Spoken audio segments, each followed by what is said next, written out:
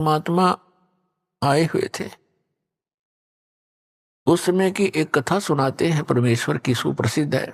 एक भक्त ने प्रश्न किया था, जब दास गांव गांव में घर घर में सत्संग करने जाता था, उसने सत्संग सुनने से पहले कहा, जी मैं रामायण को बहुत अच्छी तरह पढ़ता हूं और गहनता से उसका अध्ययन करता हूं। मुझे एक दो प्रश्न ऐसे खटक रहे हैं जिनका मुझे किसी भी मंडलेश्वर के पास, किसी भी संत ऋषि आचार्य शंकराचार्य संत महात्मा के पास उसका उत्तर नहीं मिल पा रहा। उत्तर वो देते हैं अपने ढंग से, पर मेरी संतुष्टि नहीं होती। मैंने कहा, बोलो भाई बताओ क्या प्रश्न है आपका। उन्होंने कहा कि रामायण के अंदर मंदोदरी जो रावण की पत्नी और विभीषण, उनकी ऐसी वाणी है रामायण के अंदर, उन्होंने जो विचार व्यक्त किए हैं उस राक्षस नगरी के अंदर, ऐसे शुभ विचारों के ये आत्मा कहां से आ गई, इनको ये ज्ञान कहां से प्राप्त हुआ। मंदोदरी कितना समझाती है, विभीषण भी बहुत अच्छे वचन कहता अपने भाई को।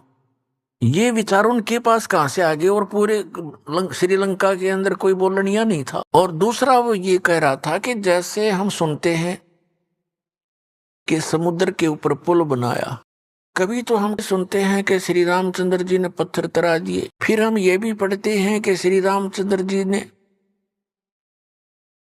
3 दिन तक घुटनों समुद्र में खड़ा होकर के प्रार्थना करते रहे, अग्निबाण से फूंकना चाहा।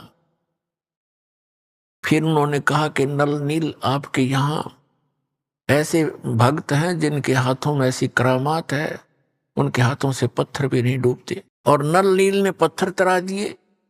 कोई कहता है श्री हनुमान जी ने राम नाम लिख दिया पत्थरों पर, वो हल्के हो गए, तैरने लग गए। ये इस बिना सिर पैर की बात है। मुझे कोई संतुष्टि नहीं मिल रही। मैंने बहुतों से प्रश्न कर लिया, वो भले अपनी तरफ से उत्तर देने की चेष्टा करते हैं।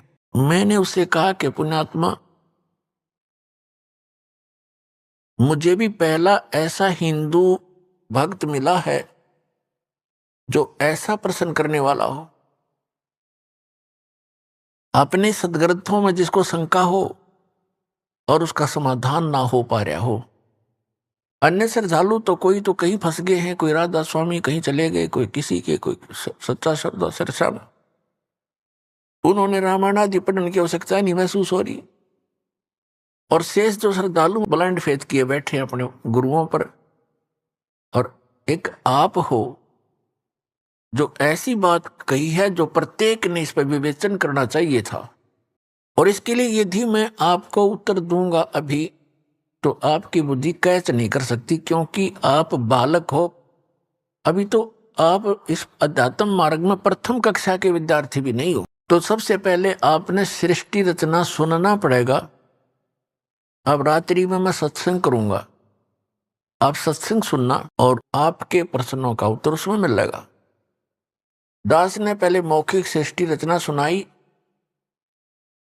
और उसको ऐसा लगा जैसे ये दंत कथा, लोक वेद, बनावटी सी कहानी है। फिर दास ने सुनाया ये जो उसके प्रश्न का उत्तर था, वो कथा आपको भी सुनाता हूं। जिस समय परमात्मा स्वयं मुनिंदर नाम से प्रकट थे,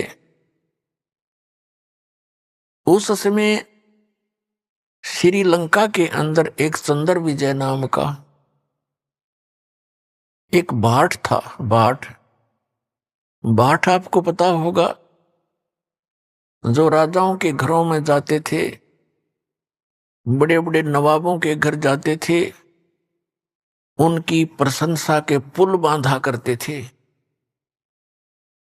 उनको कथा कहानी सुनाया करते थे, उनको चुटकुले सुनाकर उनकी महिमा के पुल बांधकर प्रसन्न करके उनसे कुछ रोजी रोटी प्राप्त करते रहते थे।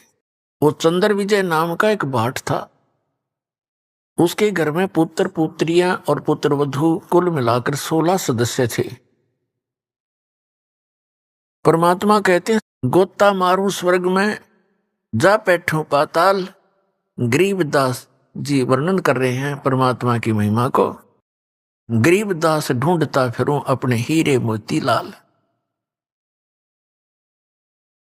तो परमात्मा एक साधु रूप में चंद्र विजय जिस रास्ते से सुबह सुबह सैर सपट्टे को जाता था, उस मार्ग में एक वृक्ष के नीचे बैठ के